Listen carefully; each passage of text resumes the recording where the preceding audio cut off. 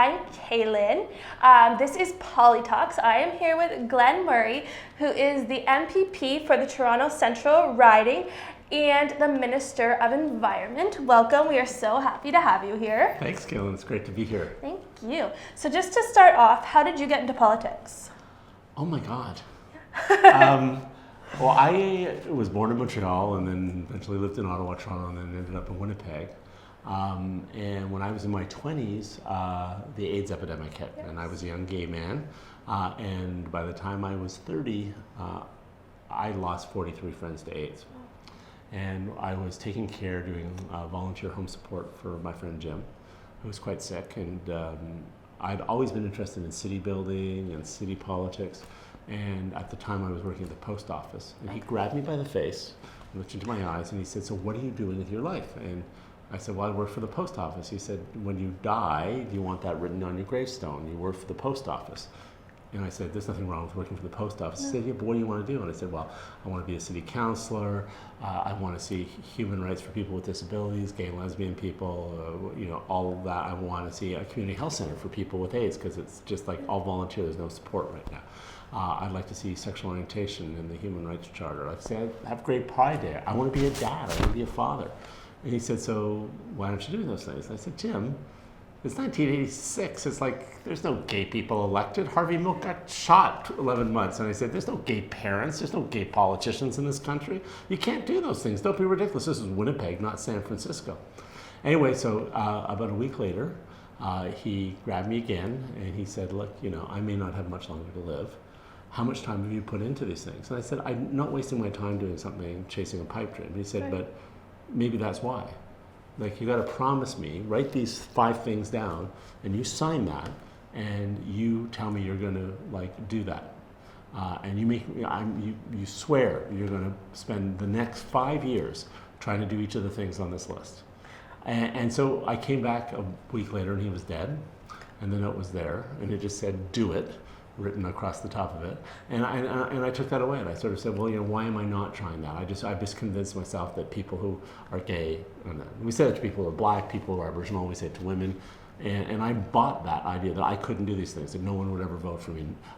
Eventually I became a foster parent and an adopted parent. I got elected a city councilor, then a mayor, and later a cabinet minister, and got human rights and got the clinic funded. All the things on that list happened in 5 years. That's amazing. So that's how but I got into politics because, of someone who taught me that life has to be lived out loud. That is actually an amazing story.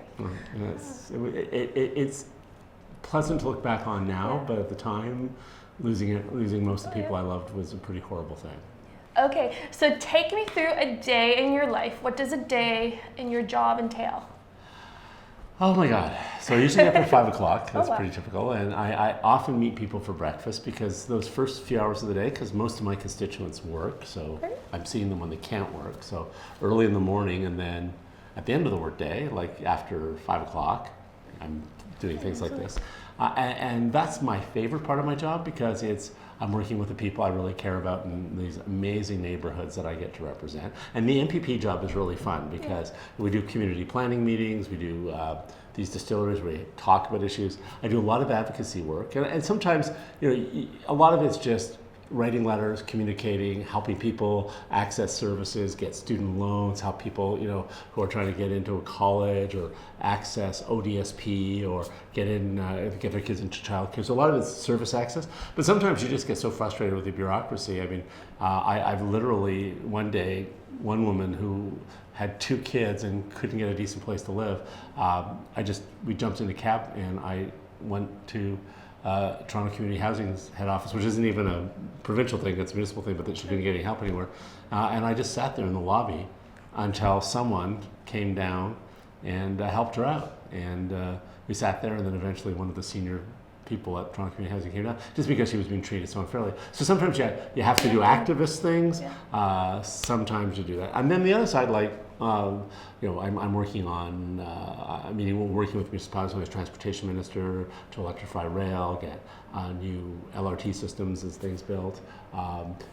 a lot of policy. I'm sitting in the House during question period. I'm answering questions from the opposition, working on a lot of legislation on bills like on climate change, to protect our planet, and working on a piece of legislation right now that keeps pesticides and neurotoxic pesticides out of our food and out of our water supply. So a lot of legislative stuff. But so the job is really, half the job as minister and working in the legislature is really about making laws and improving public policy, getting more money into our school system, getting funding for things like Regent Park, the community, the birthing center, the aquatic center, the new Nelson Mandela School. Fighting for all of those kinds of things. The new Grace Hospital is being rebuilt. I spent a lot of time fighting to get dollars for Toronto Centre and for things that matter. And I spend a lot of time trying to make laws better that protect people's rights and make it a fairer world. So that's pretty much my job. And I do that every day. And sometimes it's all constituency days working with people, and other times it's all lawmaking. Okay. You have two titles. You're the Minister of the Environment, and you are also an MPP. Can you explain that? How do you get two titles? Well, I have a lot of bosses. Okay. I've got way over 100,000, somewhere, I don't know, 150,000 plus, maybe. Some people are even saying with all the new condos, close to 200,000 constituents. So I work for them, right? And for some people, I'm the only employee they have. So a lot of people come in and need help with stuff. Accessing rights, get justice, whatever it is. That job is just that, and I get that regardless of whether I get elected by people in Toronto Centre. So usually there's a number of very good candidates from different parties. I'm a member of the Liberal Party. There's members of other parties. We all run, and all of you guys look at the programs, look at the parties, look at the government, look at me, look at what the community need is, and say, is this the person that we think is representing us well, and do we like the program that their government or their political party has put forward? And that's how I become an MPP. Becoming a minister is a smaller group. It's about 20 odd usually, and that's chosen by the premier. So the premier is the leader of whichever party wins, the leader of that party gets elected. We have our first woman premier now, the first woman to be premier in 200 years in this province, if we go back down to Canada. It only took us 2 centuries to elect a woman. If we don't think there's sexism around today, we're finally seeing that broken up. And then, so Premier Wynne then says, okay, so here's my 58 members of the legislature that got elected with me, that's the majority. She picks people for different cabinet posts. So then she invites me to join her cabinet as a minister, and she's very generously and kindly asked me to be her Minister of the Environment and Climate Change. So then I work as part of the cabinet team, and that's really working on those specific policy areas. So as a legislator, I work broadly on legislation, and I could just be that.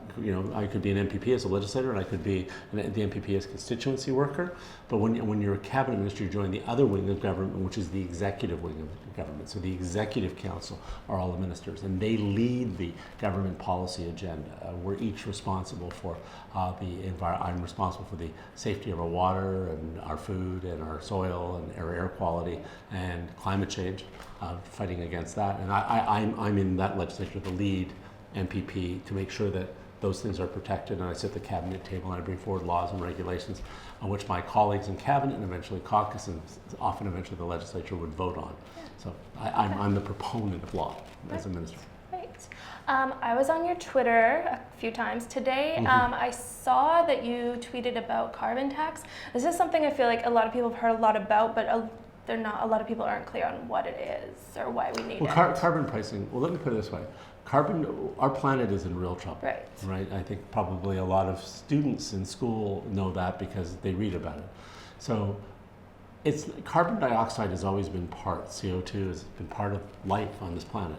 But what makes something pollution, right? It's when you've got too much of it in the wrong place.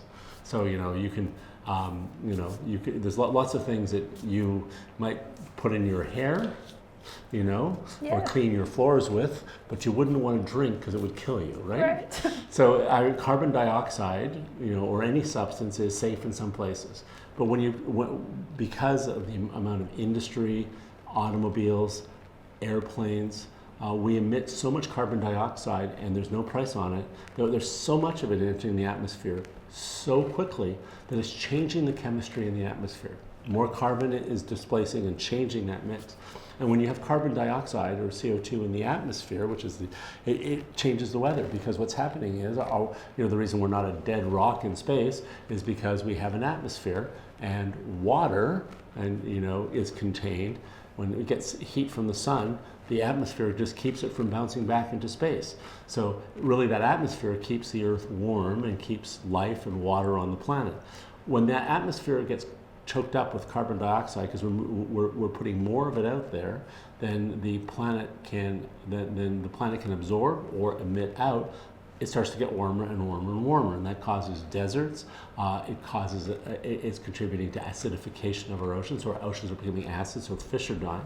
And what's happening right now is that process of carbon being trapped and creating something like a greenhouse. We all know what a greenhouse is. Yes. They're warmer in the winter. We can grow plants in the winter. Well, that's why it's called the greenhouse effect. So that intense sunlight and energy captured by the Earth heats the planet up, causes deserts, causes species who can't adapt to that heat and the rate at which the planet is heating start to die.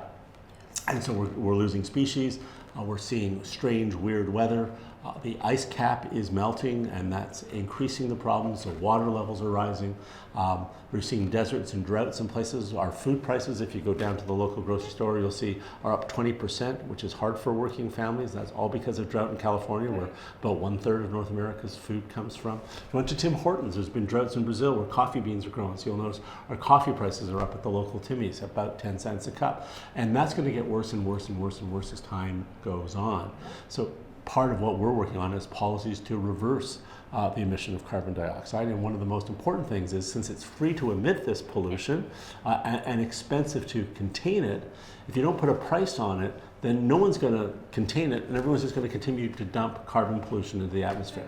So we did that with we did that with the ozone hole, with acid rain. So we're now putting the systems are to put a price on carbon, put a limit on how much can be emitted, and once you have a price on it, then people are more willing to pay for the technology that removes carbon, that cleans it, that keeps it out of the atmosphere, and to avoid paying for it. If it costs money to get rid of it or to contain it, and it's free to dump it, you're just going to get a lot more pollution. So carbon price is really important. It's basically a price on pollution that people pay, and it discourages people, businesses, particularly industry, automobile companies, gas companies, from polluting.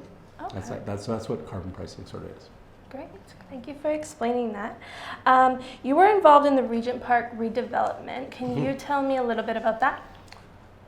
Well, it happened long before I came along. Okay. It started in 2003 when one of the local residents, I wasn't here at the time, but I've heard the story from many, many people, a woman named Diane McLean, and some of her neighbors started to form a working group, and more people started joining, and they started a visioning process. They looked around at Regent Park and they saw the buildings were broken, plumbing wasn't good, roofs were leaking, the community facilities weren't there. Nelson Mandela School, many of the schools needed repair and replacement. We didn't have parks or aquatic facilities, and there were problems with crime at the time, lighting. From 2003 on, 2004 to 2005, they came up with a plan that they wanted it, and they got the attention of local politicians, other community leaders in the city, and 3 governments came together to support them, and we signed a $1.5 billion agreement, I think, $500 million each, excuse me. And that went into new affordable housing, to bring market housing in to help pay for that, new schools, new community centers, places like this building, the Daniel Spectrum, all kinds of resources. And the new Regent Park community plan came out of resident activism. I don't take any credit for it. My work has been, since I got elected in 2010, I took over from George Smitherman, who had also been a bidding advocate, but is to really keep those things coming forward. Do you know what I mean? Yes. Keep the money so that we can fully realize the plan and be true to what the neighborhoods need. So Parents for Better Beginnings, pathways to education, focus on youth, the buildings that these communities are in. We got to keep the provincial support and other governments there. So that's really my job, is to make sure the community gets what it needs. Okay. How do you feel about the city in its current state? the entire city? Well, it's hard. I think I've lived in a number of cities, and Toronto is one of the richest cities in the world, Right. which makes it hard to understand why we don't sometimes have better transit. And our government's spending more than any other has on improving transit, but there's such a backlog of subway investments, streetcar investments, bus investments, bike lanes. A lot of good things are doing. The province is building a new park in the West Don Lands down in Corktown, more affordable housing there. That neighborhood is starting to look like Regent Park, except it's being built for the first time. So a lot of these ideas of building affordable housing, going back to what these neighborhoods were, middle income people who were poor, modest income, all lived together. It didn't really matter. People all shared and went to the same schools. So in some sense, while it's all modern buildings, it's all being restored. And that's not happening across all of the city, and there still are more challenges. So I think there's some great things. I love Toronto, but I think we've got to deal more effectively with homelessness. We've got to deal more effectively with public transit, and we've got to get the federal government matching dollars with the provinces and with the cities in those efforts, because I think they're missing in action in a lot of these investments. Do you feel like the budget that it just passed, I believe, do you feel like it is enough to fix the problems that we have? No, it's not, and no one's pretending it is. It's. I think it's been getting better every year, but